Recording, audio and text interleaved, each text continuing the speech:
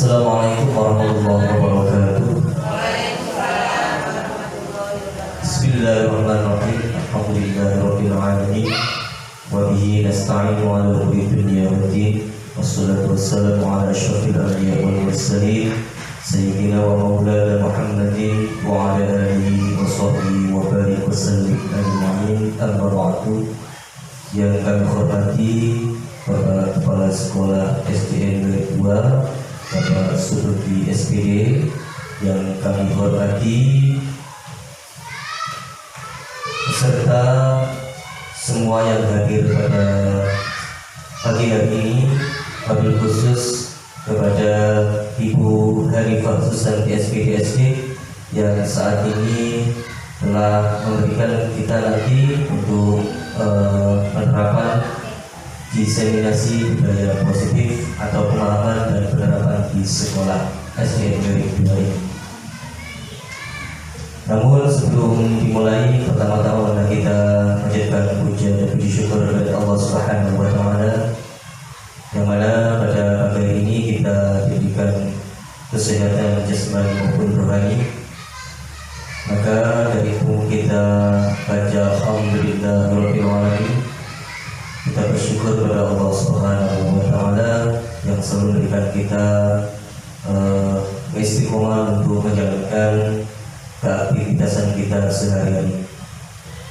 Kedua kalinya, salawat serta salam Allah semoga tercurahkan pada junjungan kita Nabi Muhammad SAW, yang mana dialah yang memberikan suri tauladan kepada kita semuanya, sehingga kita bisa mengetahui mana yang hak dan mana yang batil. Para hadirin, Bapak Ibu yang kami hormati, sebelum kita melaksanakan acara di sini, kami mohon izin sebagai pembagi acara akan membacakan susunan acara di pagi hari ini.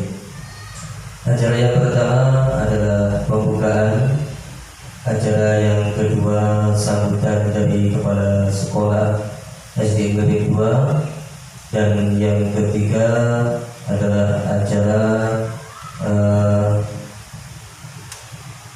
penerapan diseminasi budaya positif atau pengalaman dan penerapan di sekolah yang nanti akan disampaikan oleh Ibu Hanifah Susanti SPD, dan acara yang terakhir yakni penutup atau doa. Namun sebelum acara demi acara kita mulai, marilah kita buka acara di pagi hari ini dengan bacaan Ummul Quran Suratul Fatihah, dengan harapan semoga acara demi acara nanti terlaksana dengan baik dan tidak ada halangan suatu apapun. Pada hadirin wa ala kulli niyatin shalihah. Al-Fatihah. A'udzu billahi minasyaitonir rajim. Bismillahirrahmanirrahim.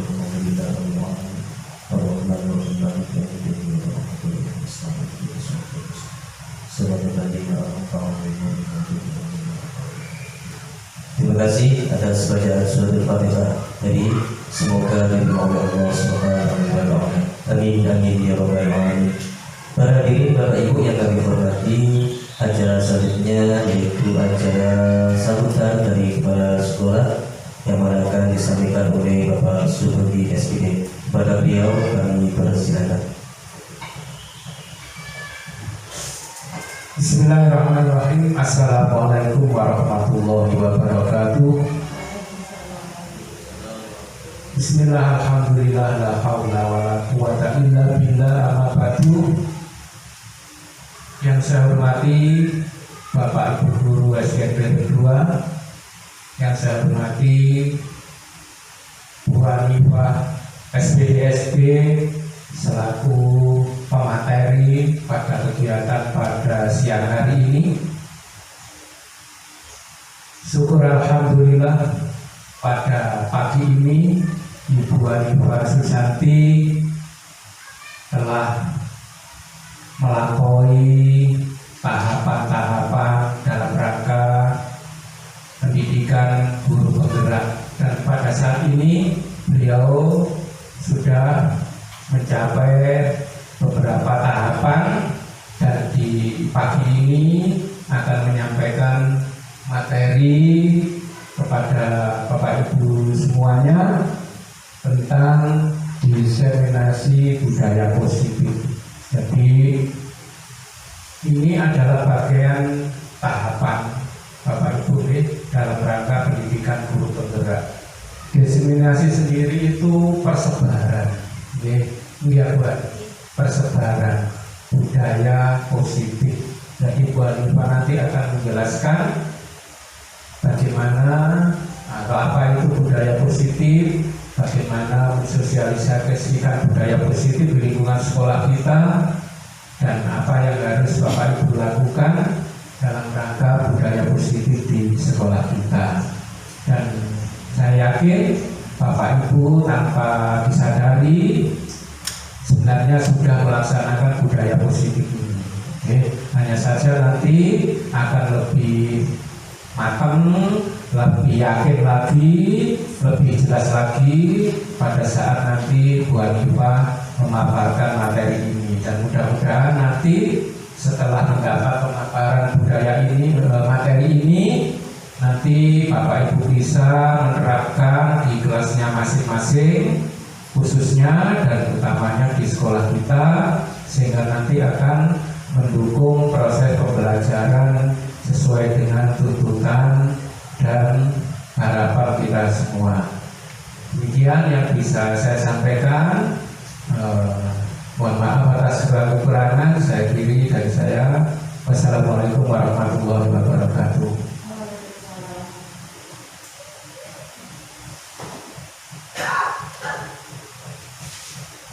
Terima kasih atas sambutan dari Bapak Kepala Sekolah SD Negeri 2 yang tadi sudah disampaikan banyak tentang penerapan diseminasi atau penyebaran. Para hadirin Bapak Ibu yang kami hormati, acara selanjutnya yakni pemaparan materi yang akan disampaikan oleh Ibu Hanifah Susanti SPSG tentang diseminasi budaya positif. Pada beliau tempat kami persilakan.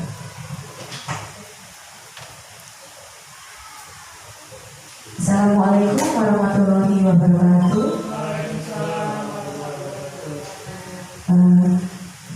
Yang kami hormati Bapak Kepala SDN Negeri 2, Bapak Supoki, teman-temanku, Bapak Ibu Guru SDN Negeri 2 yang saya sayangi.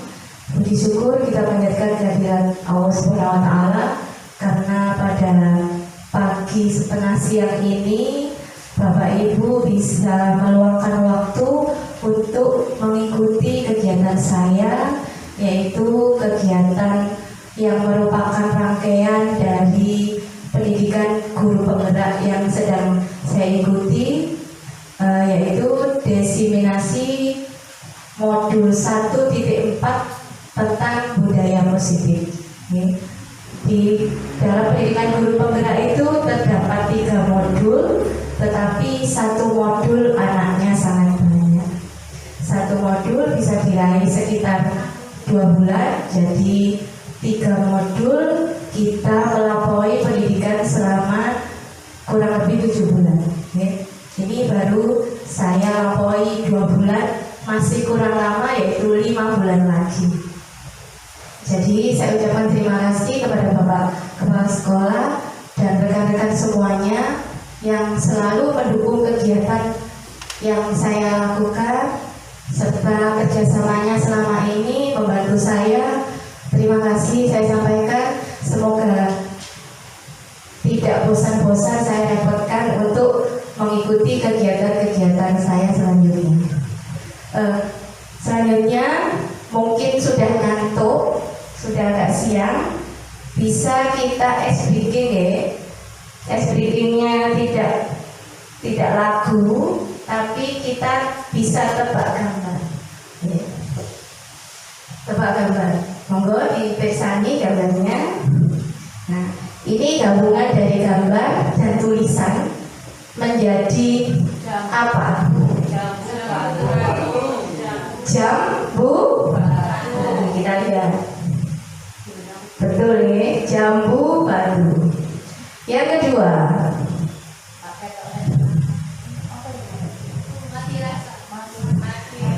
mati itu rusa U-nya diganti dengan A. Jadi mati rasa. Kita lihat. Ya, betul ya Bapak Ibu. Selanjutnya, nah,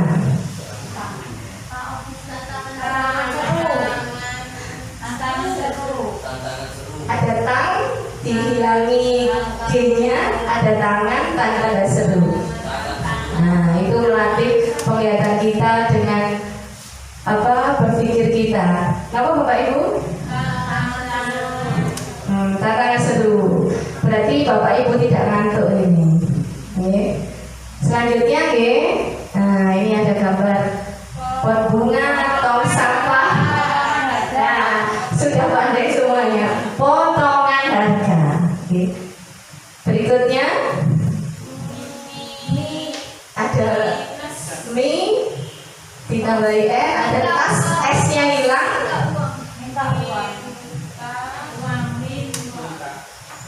Apa? Minta uang. Coba kita lihat. Nah, betul ya. Berikutnya pisau. Nah, tuh. Nah, oke. Minggu Pak, aku jadi Pak. Monggo.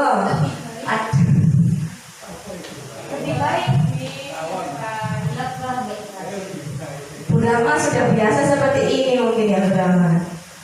Lebih baik. Berikutnya, nah ini satu.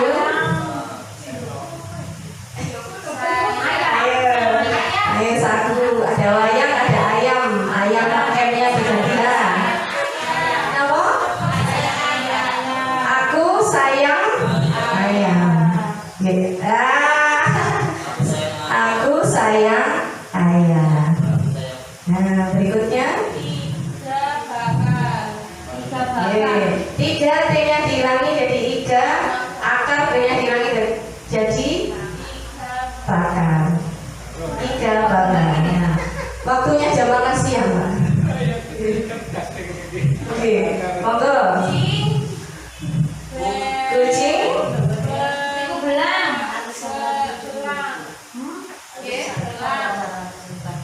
Kucing belang. Lalu ada lagi ini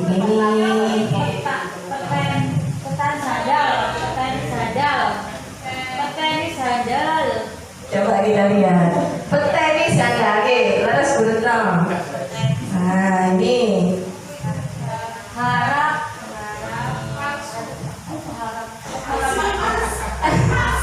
ayo, apa benar?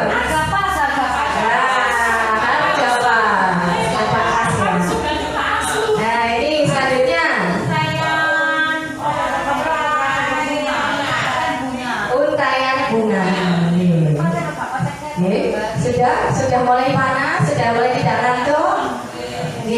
Terima kasih, bisa tepuk tangan untuk kita semuanya. Mungkin itu bisa diterapkan ke anak-anak ketika kita memulai pembelajaran atau pada waktu siang sudah mengantuk, bisa kita terapkan ke anak-anak. Bapak Ibu, tujuan kegiatan saya pada pagi hari ini yaitu menyampaikan pembelajaran dari pemahaman dan penerapan konsep inti modul 1.4 tentang konsep budaya positif. Materi yang akan kita pelajari pada pagi hari ini ada 7. Yang pertama, perubahan para belajar, disiplin positif, motivasi perilaku manusia, kebutuhan dasar, posisi kontrol restitusi, keyakinan kelas dan segitiga restitusi. Dari 7 materi ini, adakah yang kata-kata yang asing untuk Bapak Ibu yang belum pernah didengar atau belum pernah diketahui? Nah,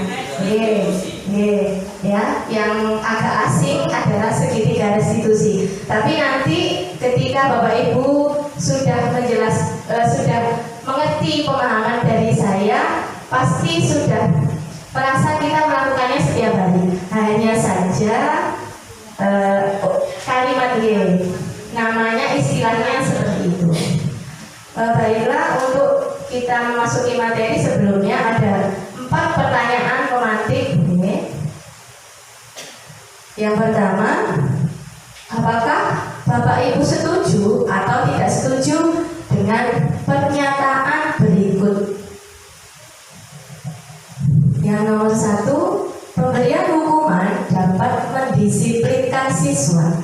Bagaimana menurut Bapak dan Ibu? Apakah pernyataan pemberian hukuman tersebut dapat mendisiplinkan siswa?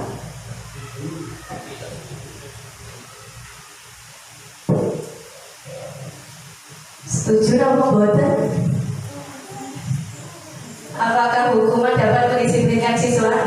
Bulfa tidak menyetujui. Coba Bulfa sakit memberikan alasannya kenapa tidak setuju dengan kalimat tersebut. Monggo. Pemberian hukuman bertujuan untuk menegakkan aturan dan mencegah perilaku yang tidak diinginkan. Ya, dalam jangka pendek hukuman dapat efektif untuk mengubah perilaku karena siswa ingin menghindari konsekuensi negatif. Namun, jika digunakan terlalu sering atau tidak sesuai, hukuman dapat menimbulkan ketakutan, kebencian atau pemberontakan pada siswa. Berarti inti dari pernyataan tersebut tidak setuju, Ibu Mbak. Tidak setuju, kurang setuju. Kurang setuju, karena pemberian hukuman itu tidak mendisiplinkan siswa secara dari hati, secara keinginannya masing-masing, berasal dari motivasi dirinya, tetapi karena takut, karena takut dihukum. Ini nanti kita simpan, nanti untuk dalam materi pasti nanti kita akan menemukan jawabannya. Untuk yang kedua, pemberian hadiah dapat meningkatkan prestasi siswa. Setuju apa boten? Setuju apa boten? Nah, setuju karena pemberian hadiah dapat meningkatkan prestasi siswa untuk memberikan semangat. Yang ketiga, guru harus mampu memberikan solusi untuk murid yang bermasalah. Setuju? Nah, monggo Bu Silvi, alasannya bagaimana? Saya pribadi setuju jikalau guru harus mampu memberikan solusi untuk murid yang bermasalah, karena sejatinya guru memang berperan penting dalam membantu siswa yang menghadapi masalah. Masalahnya pun baik itu dari bidang akademis maupun non-akademis. Tetapi peran guru ini adalah bukan hanya memberikan solusi sendiri, tetapi mengajak siswa mencari solusi bersama. Karena kemampuan guru di sini itu untuk memberikan solusi bersama siswa itu sangat efektif, Bulan, dapat membantu siswa mengatasi hambatan tersebut dan mencapai potensi yang mereka miliki.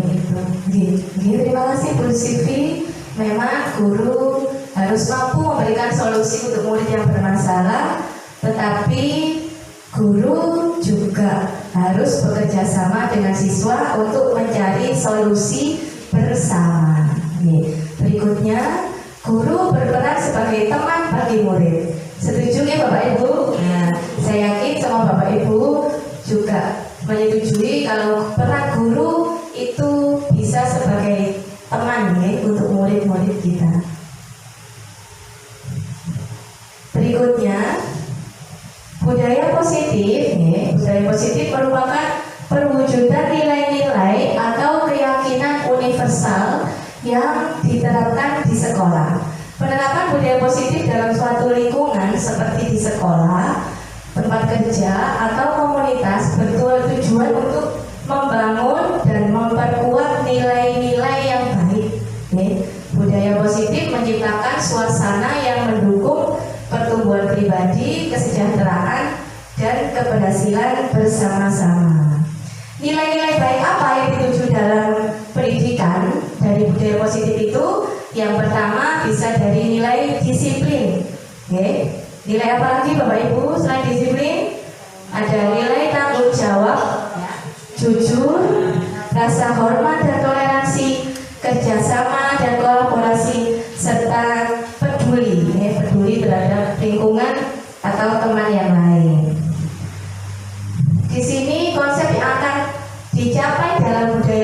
positif, yaitu ada 6. Disiplin positif, motivasi perilaku manusia, kebutuhan dasar, posisi kontrol restitusi, keyakinan kelas, dan segitiga restitusi.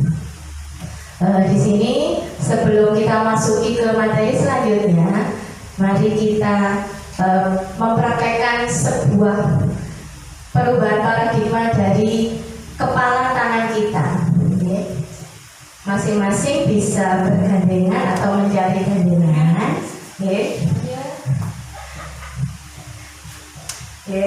Berhadapan-hadapan. Coba kita kepalkan salah satu dari kita. Ada satu pasangan 2 orang, satu mengepalkan tangan. Kita umpamakan yang kita kepal itu adalah sesuatu yang sangat berharga untuk kita. Apa Pak Latif? Yang berharga untuk jaringan apa kira-kira? Uang. Oh ya. Misalkan, di sini Pak Latif memegang sebuah uang, ya, dan teman yang satunya mencoba membuka kepala tangan Pak Latif, mencoba meminta. Nah, coba dengan semua praktekkan. Di situ teman yang satunya mengepal tangan secara kuat, teman yang satunya berusaha membuka. Coba, bagaimana? Kepalanya. Coba ya. Kali belum ya Pak Latif ini. Saya membuka. Bisa dibuka. Oh Pak Latif itu memperbolehkan membukanya. Oh tidak. Karena ya kepalanya sangat kuat. Bagaimana Bapak Ibu? Apakah bisa membukanya? Bisa. Tidak bisa. Nah dari situ kita bisa menganalisis ya. Teman yang mencoba membuka kepala tangan itu adalah yang berusaha memanipulasi situasi. Dalam konteks ini, jenengan mencoba mengambil alih kontrol dengan menggunakan kekuatan fisik. Responnya yang mengepalkan tangan itu berusaha mempertahankan kepala tangan agar tetap tertutup. Berarti jenengan yang mengepalkan tangan menggunakan kontrol otot dan tekad untuk melindungi benda yang jenengan kepal tersebut. Meskipun ada upaya dari luar untuk membuka kepala tangan Anda memiliki kontrol untuk keputusan apakah Anda akan mempertahankan kepala tersebut atau tidak. Itu berarti jenengan terus menggenggam atau melepaskan benda tersebut adalah tergantung dari jenengan sendiri. Meskipun ada pengaruh dari luar, tetap kita bertahan untuk mempertahankan apa yang kita punya.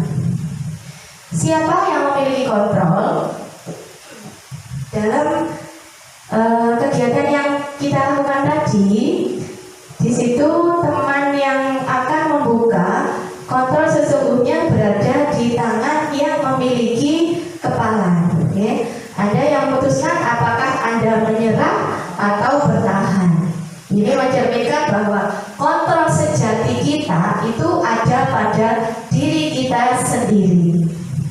Paham Bapak Ibu? Nah, hubungan teori kontrol dengan budaya positif. Di sini budaya positif mendukung pengembangan kontrol diri, self control dalam diri kita masing-masing. Ketika individu merasakan nilai positif seperti tanggung jawab, integritas, rasa hormat, itu bagian dari identitas mereka, mereka akan cenderung mengendalikan perilaku mereka sesuai nilai-nilai tersebut. Dengan demikian, kontrol tidak lagi bergantung pada faktor eksternal dari orang lain, dari pengaruh dari luar, tetapi muncul dari dalam diri kita sendiri. Di sini materi kita yang pertama tadi adalah perubahan paradigma belajar, masih ada hubungannya dengan teori kontrol yang kita praktekkan tadi. Nah, di sini ada sebuah ilusi guru. Oke. Ilusi guru adalah konsep yang menggambarkan kesalahpahaman atau persepsi. Oke. Istilahnya miskonsepsi, persepsi yang keliru yang mungkin dimiliki oleh seorang guru mengenai proses belajar siswa atau efektivitas pengajaran mereka sendiri. Ilusi kita seorang guru mengatakan kita mampu mengontrol murid-murid kita.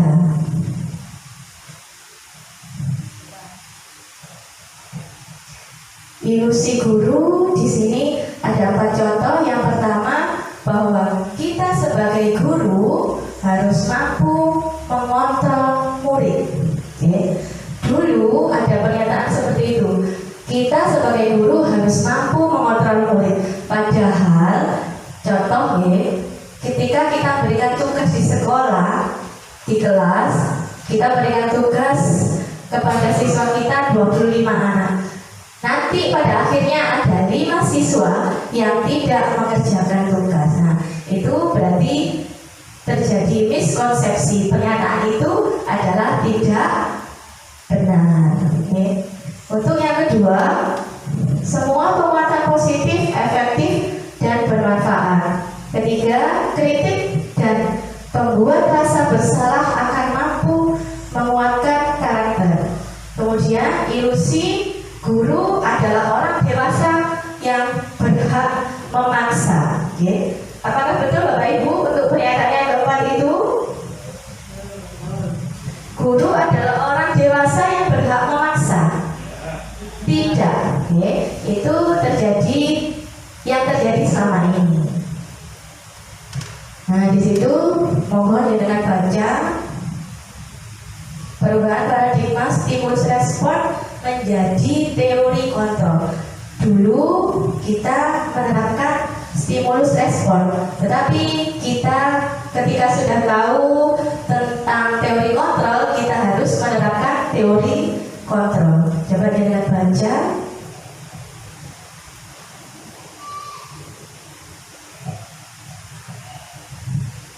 Untuk yang pertama, stimulus respon ya, itu ada pernyataan kita mencoba mengubah orang agar berpandangan sama dengan kita.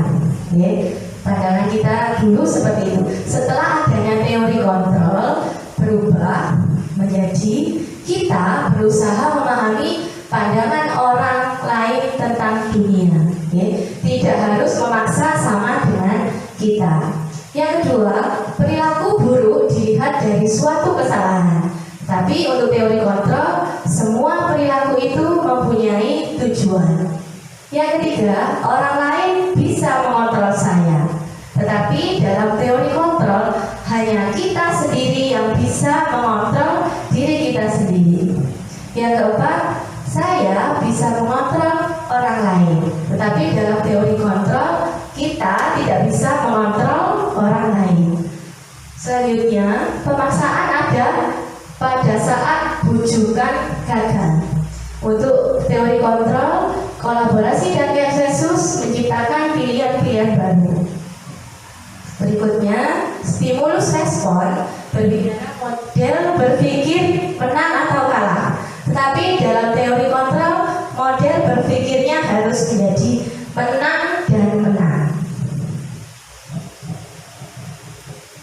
Oke, berikutnya tentang disiplin positif.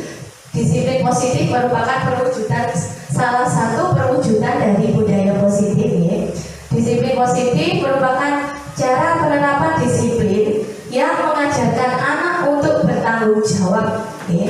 Menumbuhkan kesadaran diri berdasarkan nilai-nilai kebajikan. Disiplin positif ini lebih ke arah disiplin diri yang membuat murid memahami dan menyadari tindakannya berdasarkan motivasi internal dari dalam sendiri, bukan akibat paksaan, pujian atau penghargaan dan hukuman. Tujuannya di sini adalah siswa memiliki nilai-nilai kebajikan yang universal.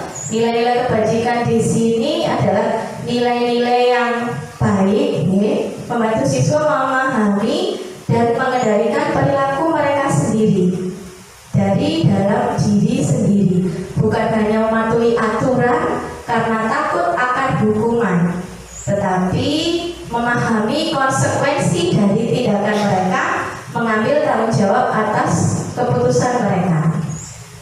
Nah, tentunya nilai-nilai kebajikan yang universal itu apa saja?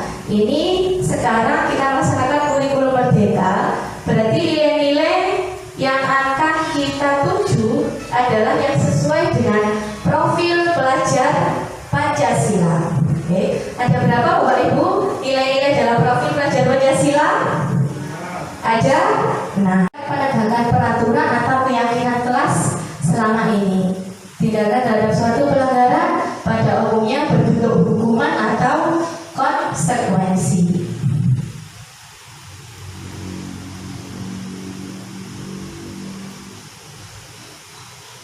Pernah mendengar kata konsekuensi Bapak Ibu? Oke. Di sini ada hukuman dan konsekuensi. Jika hukuman itu sifatnya tidak terencana, oke? Tidak terencana, tidak tiba-tiba. Anak atau murid tidak tahu apa yang akan terjadi, tidak dilibatkan untuk menetapkan suatu hukuman. Hukuman bersifat satu arah dari pihak guru yang memberikan hukuman kepada murid, tanpa melalui kesepakatan. Jika konsekuensi sudah terencana, sudah disepakati, sudah pernah dibahas, disetujui oleh murid dan guru. Nah, di sini monggo jenengan baca sebentar perbedaan hukuman dan konsekuensi.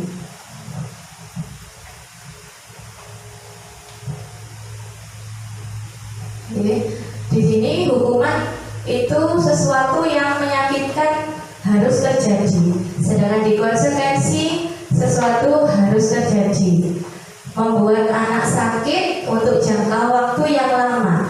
Bisa sakit hati, bisa sakit fisik ya. Kalau dulu zaman kita sekolah mungkin masih bisa diterima dan berlaku hukuman fisik ya.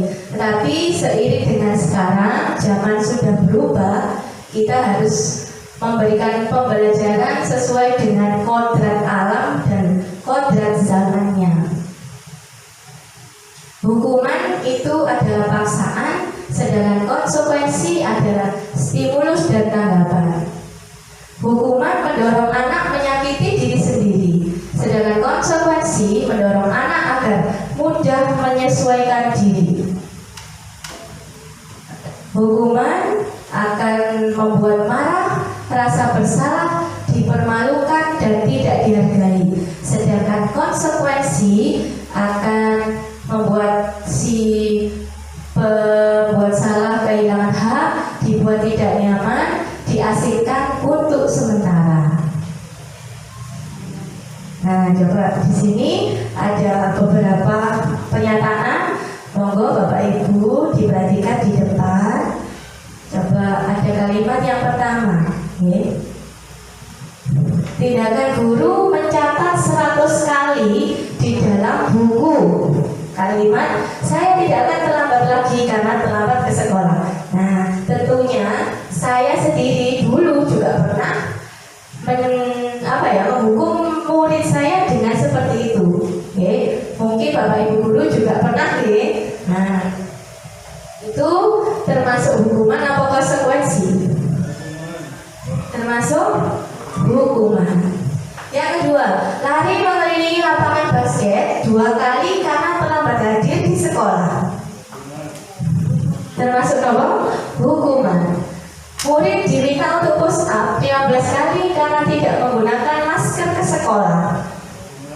Hukuman. Berikutnya, menggantikan kertas tugas teman yang telah dicoret-coret.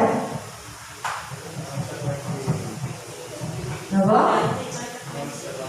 Konsekuensi.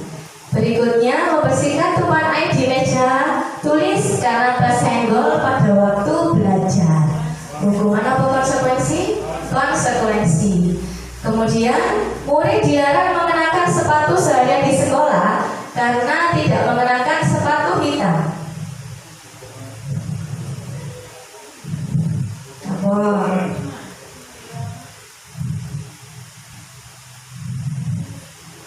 Apa? Hukuman. Lari mengelilingi lapangan basket 2 kali karena terlambat 10 menit untuk pelajaran PJOK. PJOK, pelajaran PJOK berarti termasuk konsekuensi. Dari beberapa contoh tindakan guru seperti yang sudah kita pelajari itu, apakah Bapak Ibu sudah paham akan perbedaan hukuman dan konsekuensi? Sampun paham?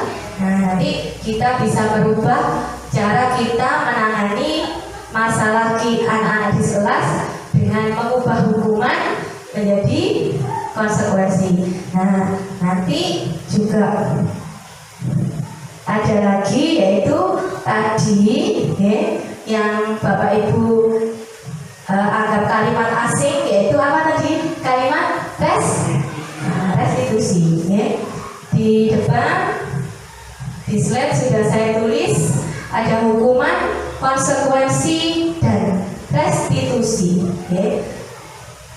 Kalau kita tadi sudah belajar hukuman dan konsekuensi, sekarang kita masuk ke restitusi. Apakah restitusi? Kalimat katanya sangat indah. Restitusi di situ yaitu proses menciptakan kondisi bagi murid untuk memperbaiki kesalahan mereka sehingga mereka bisa kembali kepada kelompok mereka dengan karakter yang lebih kuat. Jadi restitusi itu tidak menghukum seperti hukuman, tetapi apa tadi? Memperbaiki kesalahan mereka. Restitusi di sini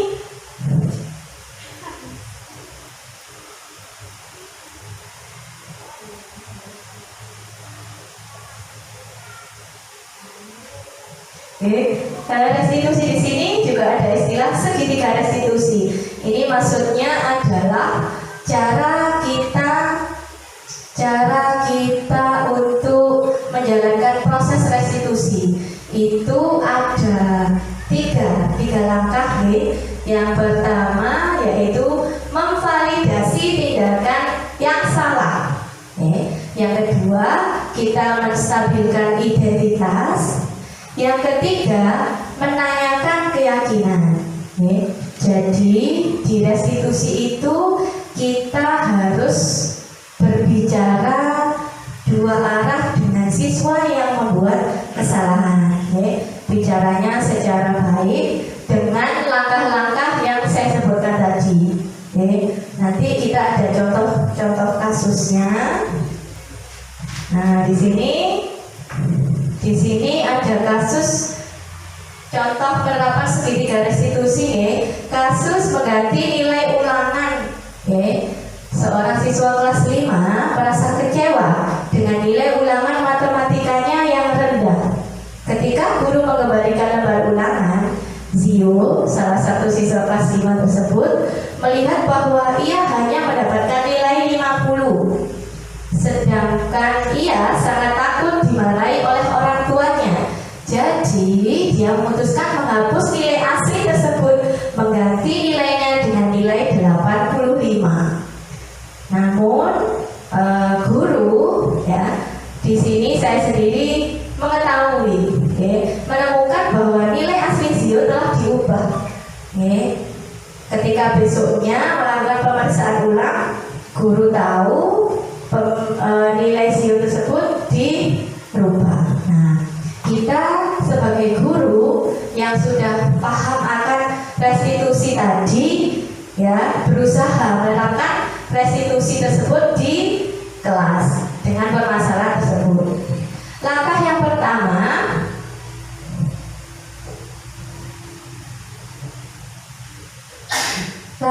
pertama yaitu menstabilkan identitas. Berdasarkan teori kontrol, kita semua akan melakukan hal terbaik yang bisa kita lakukan. Jadi kita bertanya kepada Zio, Zio, saya menemukan bahwa kamu mengubah nilai ulanganmu di buku catatan. Bisakah kamu ceritakan apa yang terjadi, Zio? Zio menjawab, saya takut Bu, nilai saya rendah dan saya tidak mau dimarahi oleh orang tua. Jadi saya pikir kalau saya mengganti nilainya, mereka dan ibu guru tidak akan tahu. Nah, kemudian setelah kita melakukan langkah yang pertama, yang kedua yaitu validasi tindakan yang salah. Guru bertanya kepada Zio dan berbicara, saya paham bahwa kamu mungkin merasa takut dengan reaksi orang tuamu. Namun, apakah menurutmu mengubah nilai itu adalah cara yang tepat untuk mengatasi masalah ini? Bagaimana perasaanmu jika orang lain berbuat curang seperti itu? Zio menjawab, saya tahu itu salah Bu. Sekarang saya merasa bersalah karena telah berbohong kepada guru dan orang tua saya. Nah, langkah yang ketiga, yang ini adalah ciri dari restitusi, yaitu menanyakan keyakinan. Ya, setelah kita tadi mengidentifikasi masalahnya, ya, memvalidasi, kemudian kita menanyakan keyakinan. Guru berbicara pada Zio, apa yang menurutmu bisa kamu lakukan untuk memperbaiki situasi ini, Zio? Zio menjawab, saya akan mengakui kesalahan saya Bu kepada orang tua dan guru, dan saya siap menerima konsekuensinya. Saya juga akan belajar lebih giat untuk memperbaiki nilai ulangan atau ujian saya berikutnya. Guru menjawab, itu langkah yang baik Zio. Apakah Zio masih ingat keyakinan kelas apa yang sudah dilanggar oleh Zio? Zio menjawab, baik Bu, saya ingat kesepakatan kelas saya buat dulu bersama teman-teman. Bagus Zio, bagaimana kalau kamu juga bicara dengan orang tua tentang kesulitanmu dalam belajar matematika, agar mereka bisa membantu mencari solusi bersama. Zio menjawab, baik Bu, saya akan berbicara dengan mereka dan meminta bantuan dalam belajar. Nah, itu adalah salah satu contoh di kelas. Oke, Bapak Ibu, apakah berbeda atau sama dengan apa yang sudah kita terapkan sebelumnya? Sudah pernah merestitusi muridnya? Saya yakin Bapak Ibu juga pernah seperti itu. Cuma mungkin langkah-langkahnya itu yang harus dibenarkan lagi. Nanti setelah kita tahu tentang restitusi, perbedaan restitusi, hukuman dan konsekuensi, mari nanti kita di kelas kita masing-masing bisa menerapkan restitusi untuk memperbaiki kesalahan murid-muridnya. Mata ya Bapak Ibu.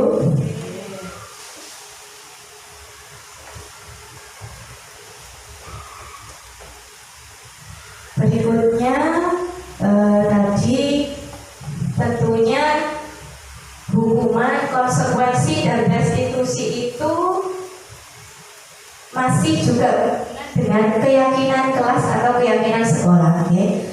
Kita atau anak-anak kita melanggar sebuah keyakinan kelas, oleh karena itu kita dulu menerapkan hukuman konsekuensi, dan kita sekarang sudah mengetahui tentang restitusi, nanti kita bisa diterapkan di kelas. Okay?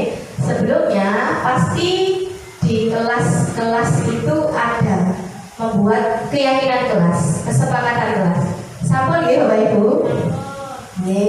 Keyakinan kelas itu dibuat bersama-sama dengan murid ya, yang mempunyai nilai kebajikan yang dapat dipercaya. Kebajikan, nilai-nilai kebaikan apa saja yang ada pada kesepakatan kelas Bapak Ibu yang sudah buat bersama murid. Kejujuran. Oke. Apalagi? Tanggung jawab. Kemudian disiplin. Peduli. Kerjasama. Keselamatan. Kesehatan. Saling menghormati.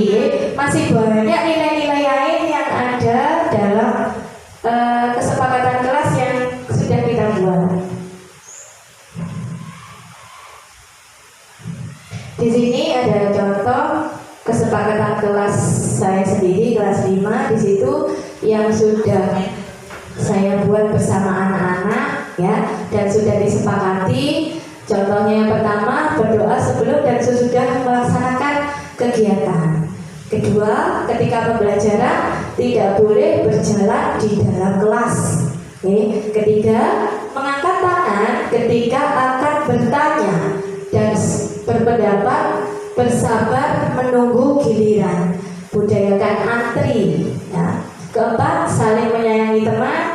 Di sini saling menyayangi teman itu dalam istilah tidak mengolok-olok teman, tidak membuli teman-temannya. Yang kelima, jaga kebersihan lingkungan kelas dan sekolah. 6. Bertanggung jawab terhadap barang-barang yang sudah digunakan. 7. Meminta izin jika meninggalkan kelas. Oke. Tentunya Bapak Ibu di kelas sudah membuat kesepakatan atau keyakinan ya. Nah itu. Berikutnya ini yang terakhir, yaitu tentang kebutuhan dasar manusia. Kebutuhan dasar manusia ada 5. Yang pertama, bertahan hidup. Oke. Kebutuhan bertahan hidup, penguasaan, kasih sayang dan rasa diterima, kesenangan dan kebebasan.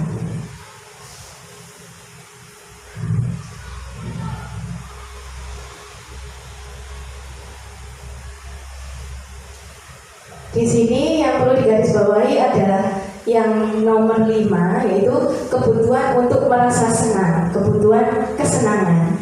Oke. Ini yang akan dihubungkan dengan kita di kelas untuk anak-anak kita.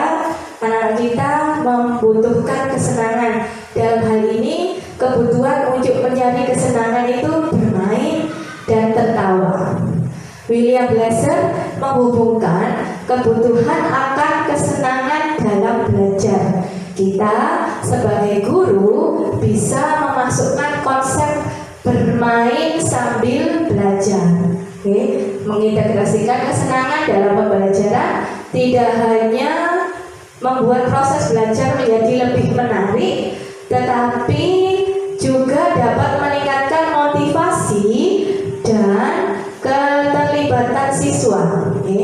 Dengan mengadopsi pendekatan yang menyenangkan, kita dapat menciptakan lingkungan belajar yang positif dan mendukung kebutuhan dasar manusia akan kesenangan. Apakah Bapak Ibu sudah memenuhi kebutuhan murid-muridnya akan kebutuhan kesenangan? Nah, tentunya sudah kita sudah menerapkan pembelajaran yang berpusat pada murid. Kita sudah menerapkan belajar sambil bermain di dalam kelas.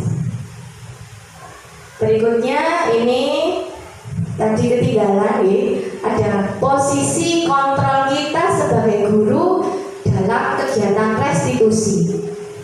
Kita sebagai guru ketika murid melakukan kesalahan itu, posisi kontrol kita ada di mana? Nah, di sini ada 5 posisi kontrol yang Bapak Ibu perlu ketahui. Yang pertama, penghukum. Penghukum. Kedua, sebagai teman. Ketiga, pembuat rasa bersalah. Yang keempat, sebagai pemantau. Yang kelima, sebagai manajer. Nah, coba Bapak Ibu dengan dari kelima posisi tersebut, mana yang sering Bapak Ibu posisikan untuk murid-murid dengan? Sebagai apa? Apakah sebagai penghukum, sebagai teman, membuat rasa bersalah, sebagai pemantau, atau sebagai manajer? Nah, coba di sini, ya. Langsung saja kita ke sebuah contoh kasus, ya. Contoh penyelesaian masalah dengan 5 posisi kontrol guru. Nanti Bapak Ibu bisa mengevaluasi diri. Saya ini sudah menerapkan posisi kontrol yang mana? Okay.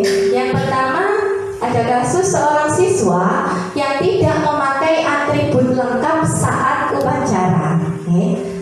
Dalam posisi kontrol sebagai penghukum, ini si guru membuat hukuman yaitu atau kepada murid menyebutkan patuhi aturan sekolah dan berdiri di depan barisan. Pernah seperti itu Bapak Ibu? Pernah, nih, saya sendiri juga pernah. Oke, terima kasih Bapak Ibu sudah bersedia meluangkan waktunya untuk saya repotkan beberapa kali kemarin, sekarang, dan yang akan datang. Jangan bosan-bosan. Semoga apa yang saya sampaikan kemarin, hari ini, dan selanjutnya akan memberikan manfaat, memberikan pengetahuan yang baru untuk kita semuanya, dan tentunya akan bermanfaat untuk menjadi yang lebih baik, menjadi guru yang lebih baik untuk anak didik kita di kelas, di sekolah.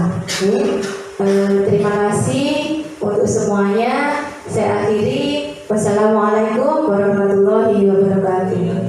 Pemaparan tadi mungkin dari Bapak Ibu.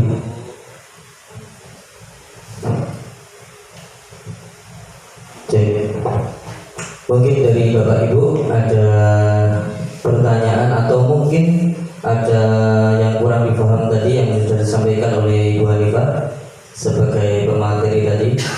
Kalau ada yang kurang, monggo nanti ditambahi atau mungkin ada pertanyaan yang mungkin bisa disampaikan. Ada? Umpan baliknya?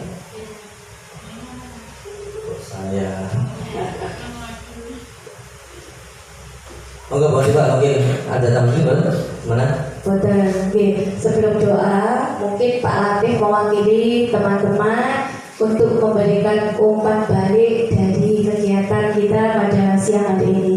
Monggo Pak Latif.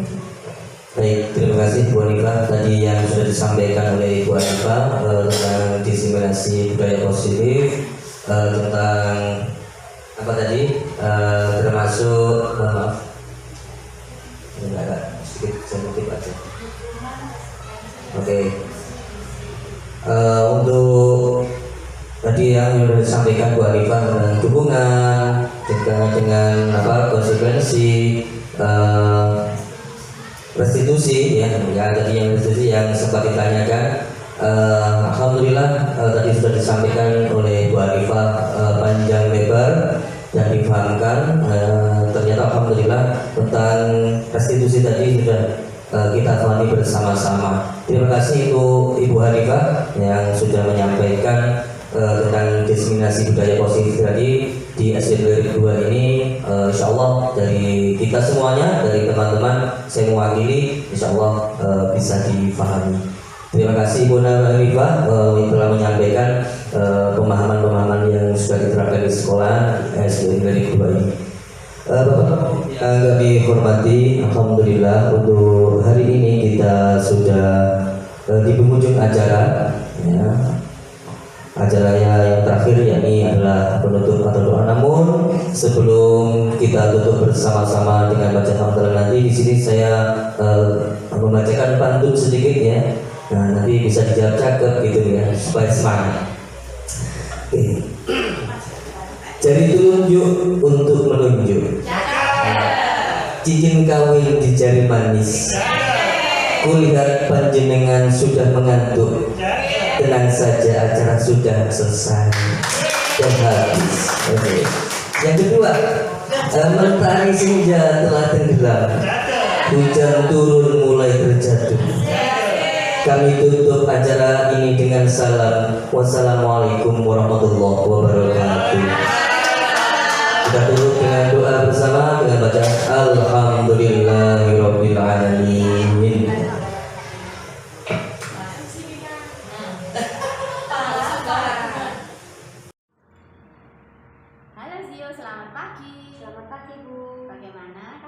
Zio hari ini? Baik, Bu. Alhamdulillah, kabarnya Zio baik ya.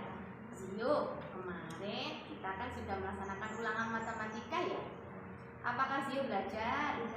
Tidak belajar. Nah, kemarin Ibu sudah menilai ulangannya itu, nilainya Zio kurang bagus ya?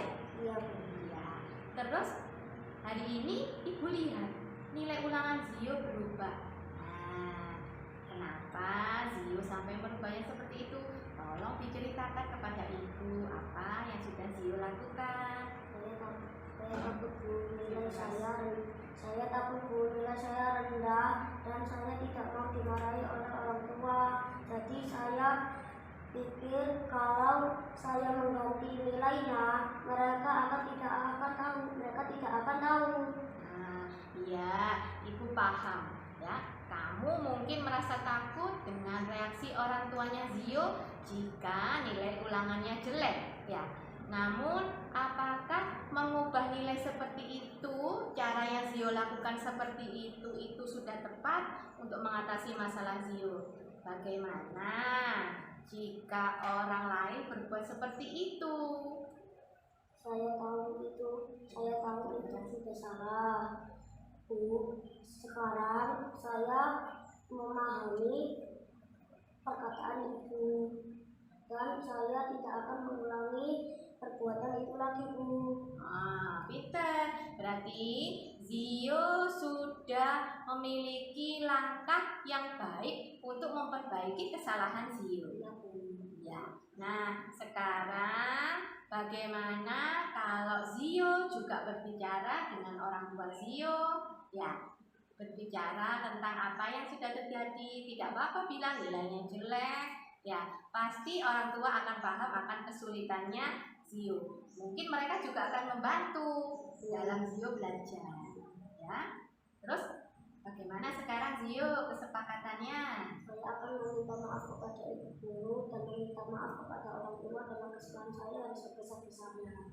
Saya akan tidak mengulangi itu dan saya akan giat belajar untuk ujian selanjutnya. Bagus sekali. Zio anak yang pandai ya. Besok-besok tidak perlu mengulangi kesalahan yang sama lagi. Zio bisa belajar di rumah bersama kedua orang tuanya Zio. Semoga Zio nilainya selalu baik, menjadi anak yang rajin dan pandai. Terima kasih, Bu.